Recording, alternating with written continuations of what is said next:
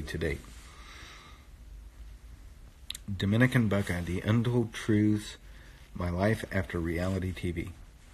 Well, yeah, I would, I think writing a book about my life after reality TV and, focusing on my business and the move and everything like that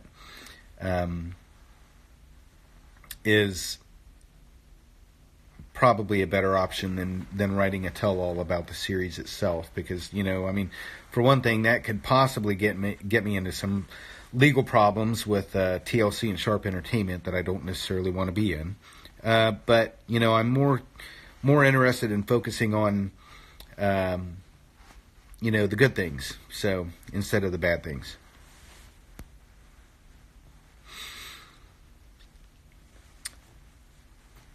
So, hey, Purple Monster, I'm doing pretty well, just kind of sick. And Naya Shack B, no, I'm not. Believe it or not, I'm not heartbroken over this. I mean, things were bad enough for a long enough period of time between Abby and I that, us breaking up and her finding a new love is not something that shocked me in any way. So, Naya Shah. Okay.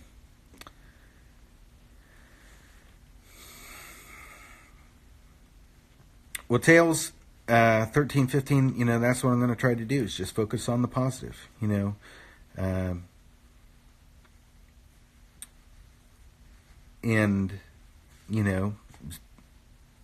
try to build people up, not tear people down. So,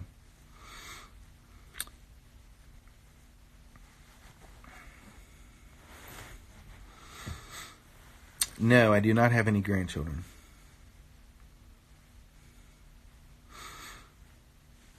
Abby and I were together before we broke up, for just over a year.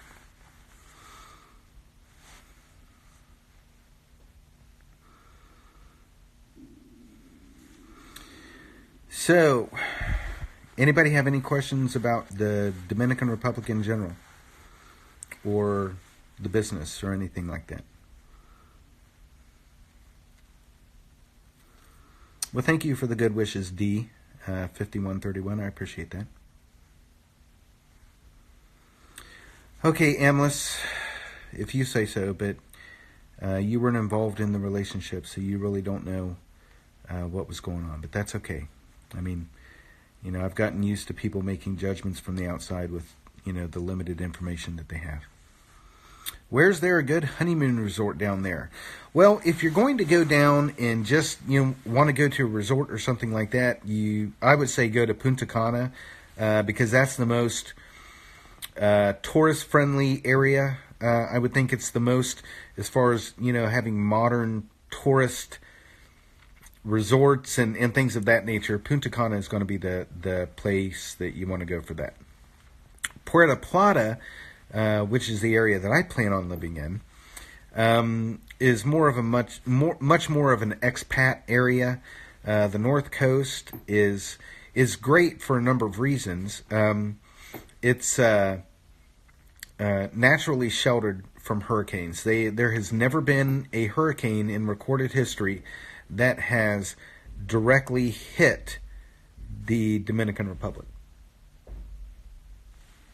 So, my brother's other dog is outside and is trying to get into the back porch.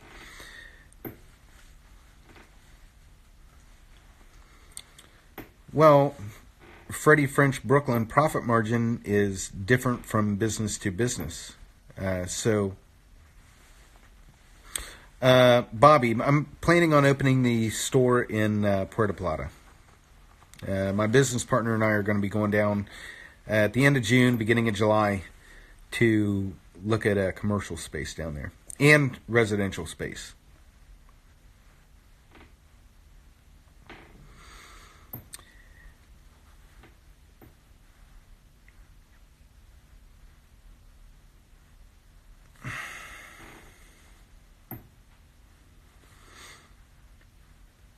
Okay, well, Brenda, good luck with the move to Mexico. Um, Although, I had considered at one point in time possibly moving to Mexico, but one of the things that I don't like about Mexico is that you can't actually own property there unless you're Mexican. If you're a foreigner, you can get a lease on property, but you never actually own the property. But Mexico, in a lot of places, is a really nice country. But, one of the things that I like about the Dominican Republic is that when you buy property, you actually own the property in the Dominican Republic. Well, Amlis has got a comment about everything. Anything that anybody wants to do, he has got a comment about that. That's somebody that's pretty well versed in everything, I guess. Yeah, the Mexican culture is nice. I lived in South Texas for about 10 years, and I love the Hispanic culture down there. That was one of the things that I really loved about the San Antonio area. My greatest concern about being an expat in the Dominican, are there many obstacles?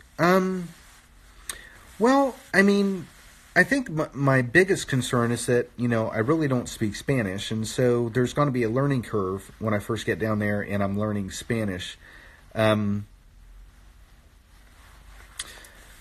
I guess that would be my biggest concern. But that being said, I've made contacts down there with people who are fluent English speakers and fluent Spanish speakers that will be working for me, and also friends, to be able to hang out with.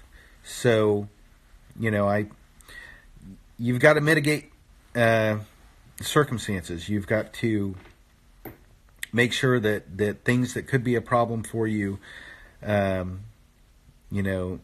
strengths, weaknesses, opportunities, threats, things of that nature. You've got to take all that into consideration when you go down there.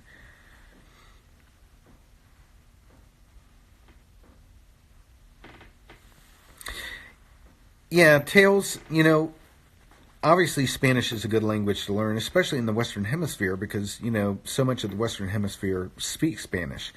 And, the United States is becoming much more of a Spanish-speaking country, too. So, it's a great language to learn. And, I can read a little bit of Spanish. I can understand a little bit that is spoken to me. But I think once I get immersed in the culture, I'll pick it up pretty quickly. And, one Hispanic culture, one Latino culture is not like another Latino culture. That the culture in Mexico is completely different than the culture in the Dominican Republic, which is completely different than the culture in Cuba. So everybody's got their own culture. Dominican food is not like Mexican food, which, being a stupid American, was one of the things that I expected, was that, Hispanic food was Hispanic food. Well, Mexican food is Mexican food. Dominican food is Dominican food. And the two are not the same. Yeah, I could get DVDs from the library, but I think, once I get down there, I'll probably go to the local university in Puerto Plata and take some classes, because I think that you need, I'll pick up a lot of the language, just because I'll be immersed in the culture. But I think, I'm going to need the didactics. I'm going to need to learn grammar and things of that nature, and basic sentence structure, verb conjugation, and all those sorts of things. And that is something that I think will just be easier to get that right off the bat by taking classes. Because once you understand verb conjugation in a language, once you understand grammar and sentence structure, then picking up the language itself is much easier. That was one of the things when I took German in school. One of the nice things about German is that German is what is called a trochaic language. It's got a lot of the same structure. It is spoken the same way as English, although, it's German is German and English is English. The structure of the language and the way verbs are conjugated make a lot more sense to an English speaker because they're both what are called trochaic languages. The Romance languages like Spanish and Italian and Portuguese and French and Russian are what are called iambic languages. They're spoken differently. They accent the words differently than what you do in English and in German. Other than language, it is an easy move there. Taxes, etc. I'm sort of concerned with healthcare, but hear that they have good doctors there in the city. Yeah, they do. The Dominican Republic actually has really good healthcare. And obviously much better healthcare in the larger cities. But they have excellent dentistry too, which is something that I'm interested in because I want to get a white smile. I'm covered. This is not going to bankrupt me to become sick. Commit to working for the company. Well, Marianne, right off the bat, I don't think that I'm going to do the service plans.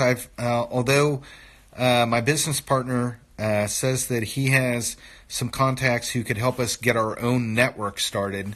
But I think that's a little more than I want to get into, at least right off the bat. If the store's making, if we get 10 stores open up and I'm making $3 million a year, then yeah, maybe at that point I would look at being a service provider as well. But right now, what I'm going to be doing is just selling unlocked phones direct from the factories. And then people can take them and, if they want to get Orange or if they want to get Claro or whatever cell phone provider, if they want to, take the phone and go to Haiti and get Digicel or, whoever, then they can get their own provider. But the plan is to sell the phones, sell the accessories for the phones, and go from there. Purple Monster, it has been a very, very, very long time, since I've been to London.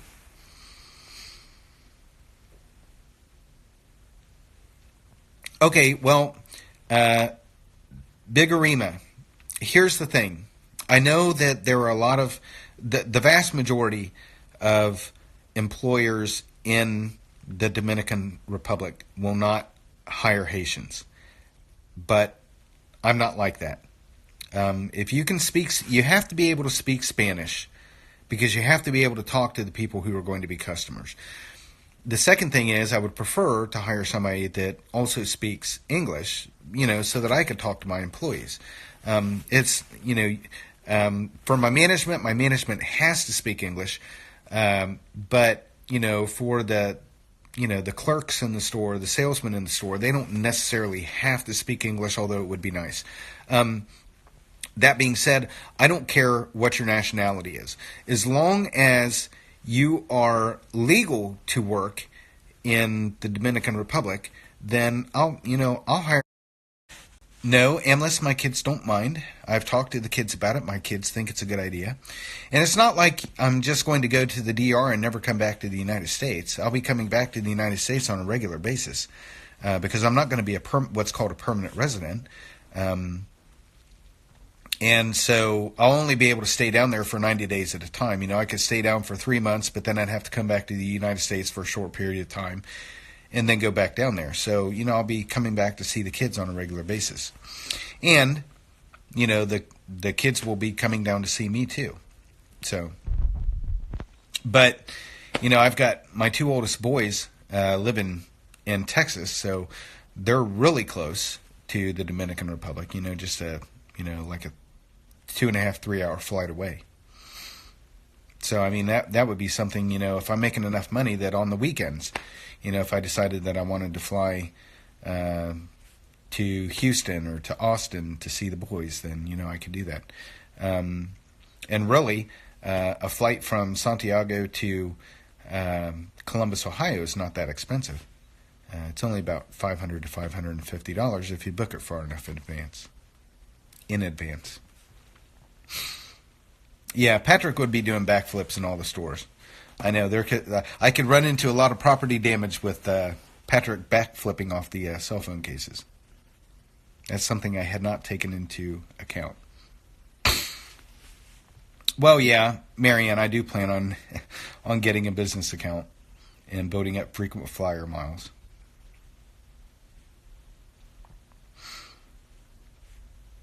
Yoli Morgan. No, I don't really speak Spanish. I do understand some Spanish when I read it and when I hear it, but I'm not what I would call a Spanish speaker now.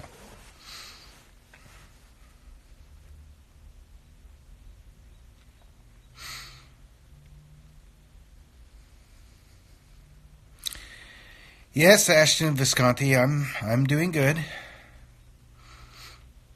I mean, I'm feeling a little under the weather. I've got bronchitis, but other than that, I'm doing well.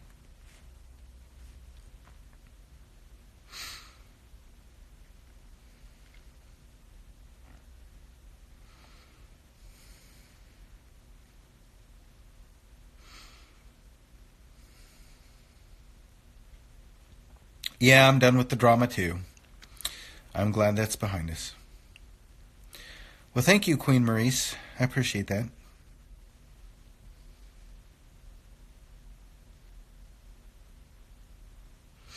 Yep, the sky's the limit.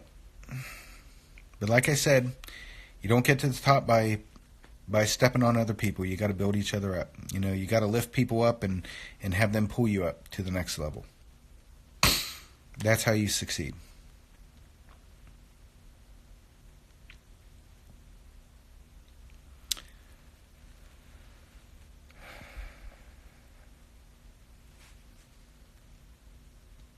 Well, thank you, Lloyd.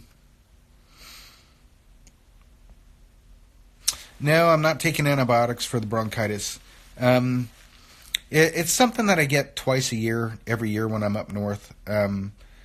Every spring and every fall I get bronchitis. It's like clockwork. When I lived in Texas, I never got it, but I don't know. It's just something about the changing in seasons up here that wreaks havoc on my body for about a week. But no, I'm not taking any antibiotics for that. It's just something that I've learned that I'm going to have to deal with, and when I get it, I just deal with it and let it run its course and then be done. No, Marianne, it's not allergies. It's just, I think it's the changing of the seasons. Because when I was in Texas, I never had any issues with it, but when I'm in Texas, I've got big issues with allergies down there because I'm allergic to live oak pollen. And if you know anything about the hill country in Texas, there are live oak trees everywhere. So, yeah, I could use Vicks, I suppose.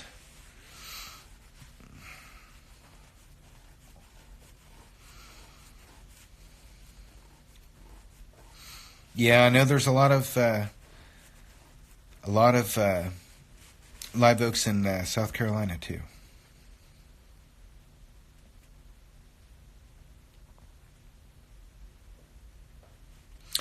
Yeah, I don't know, Queen Maurice. It's just, when I'm down south, I don't have a problem with it. But as soon as I come back up north, I get sick every spring and every fall. And it lasts about a week, and then it's done. And I go 6 months, and I'm fine. All through the winter, I don't have a problem. But, well, thank you, Freddie French, Brooklyn. My business partner is a very cool guy. And, once we get the business open, my business partner will probably be a lot more active.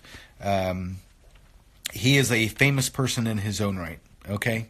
So, and he's been on TV as well and is a very successful person in his own right. Can I get the Big Ten Network in the DR? Kat Springer, that is something I'm actually very concerned about, is what I am going to do about seeing my Buckeyes play. But they make a streaming television called Cat TV, and there's another one called SkyStream. And as long as you've got high-speed internet, you can stream channels. It's not downloading; it's just streaming them. So it's it's not illegal. You're not downloading anything.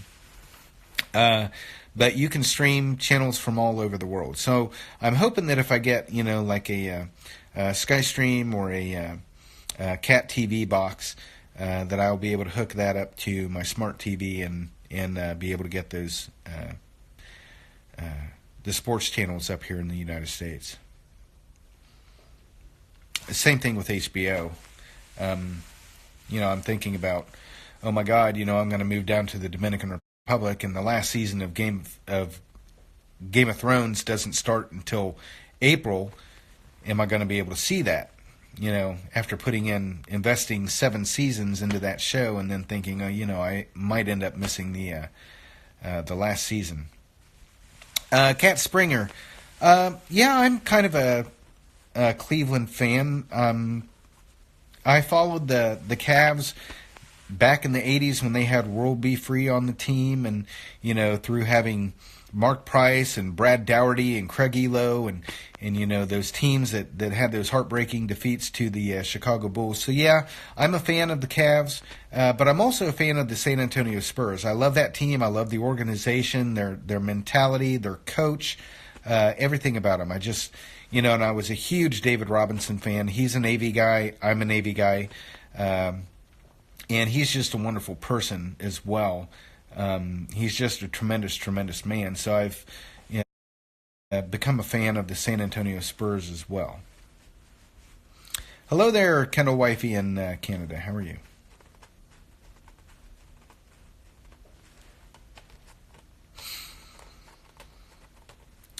Chow Widget 89. So, I think I'm going to go ahead and hop off here. I've been yakking long enough, so I got to